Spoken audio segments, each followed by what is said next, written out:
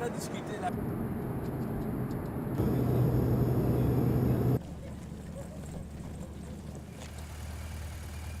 coming into the committee room where we always have you'll be meeting the other committee members. Just very briefly.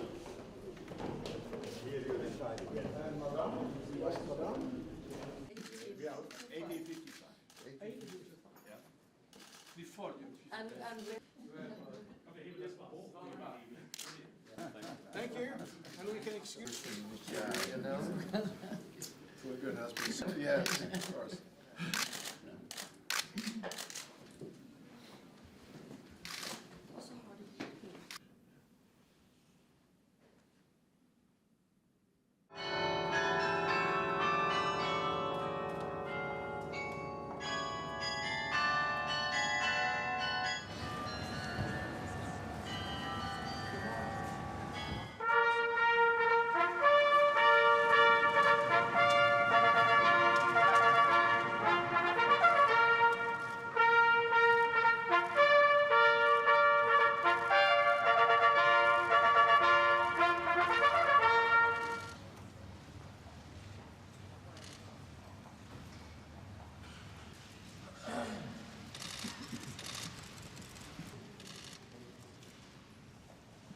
I call upon President Herman van Rompuy, President José Manuel Barroso, and Martin Schulz, President of the European Parliament, all three of them representing the three main European Union institutions, to come forward to receive the diploma and the medal, the Nobel Peace Prize for 2012.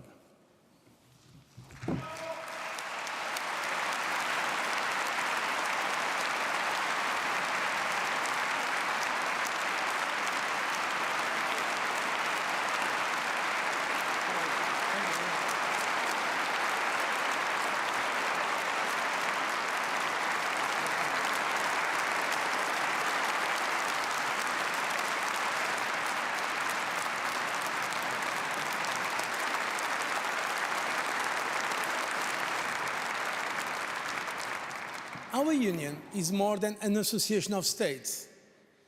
It is a new legal order which is not based on the balance of power between nations, but on the free consent of states to share sovereignty. And today, one of the most visible symbols of our unity is in everyone's hands. It is the euro, the currency of our European Union.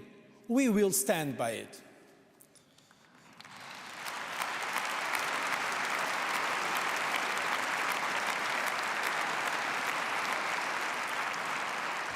And my message today is, you can count on our creative efforts to fight for lasting peace, freedom and justice in Europe and in the world.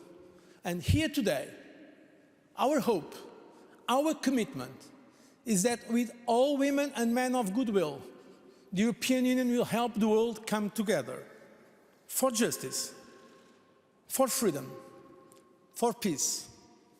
Tusen tack. Thank you.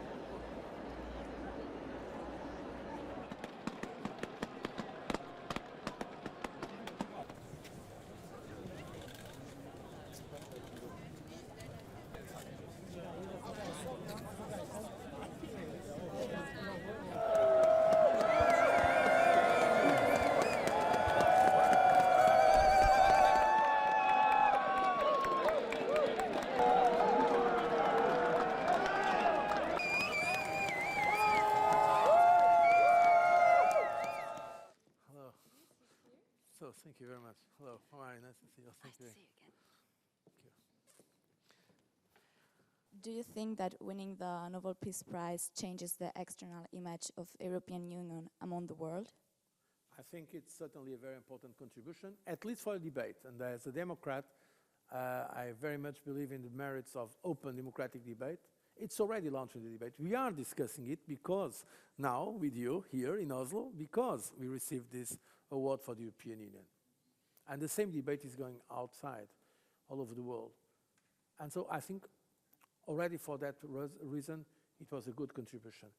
Now, yes, it is an occasion for people to not to think about only the day-to-day concerns, but to look at the big picture, to put things in perspective, to remember that some years ago Europe was in war. Some of the most awful moments in mankind history was here in Europe. The Shoah, the Holocaust, it was here, not so many time ago. That you come from Spain, your country like mine, until in the 70s, it was not a democracy. When I was more or less your age, to go from Portugal to Spain was extremely difficult. All the controls, all the Guardia Civil, all the controls, I mean, it was incredible. But two countries completely look, now we even don't know if we are already in Spain or Portugal. Of course, we keep different cultures, but freedom of circulation, what a great achievement. And afterwards, Central Eastern European countries, they were under totalitarian communist regimes. Or the Baltic countries that were in fact under the Soviet regime. They were not even independent countries. And all this happened.